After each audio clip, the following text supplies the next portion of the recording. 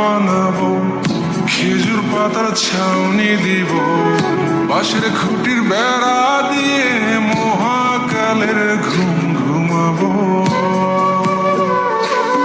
আমি মাটির একখান ঘর বানাবো, খেজুর পাতার ছাউনি দিব, বাঁশের খুঁটির বেড়া দিয়ে মহাকালের ঘুম ঘুমাবো।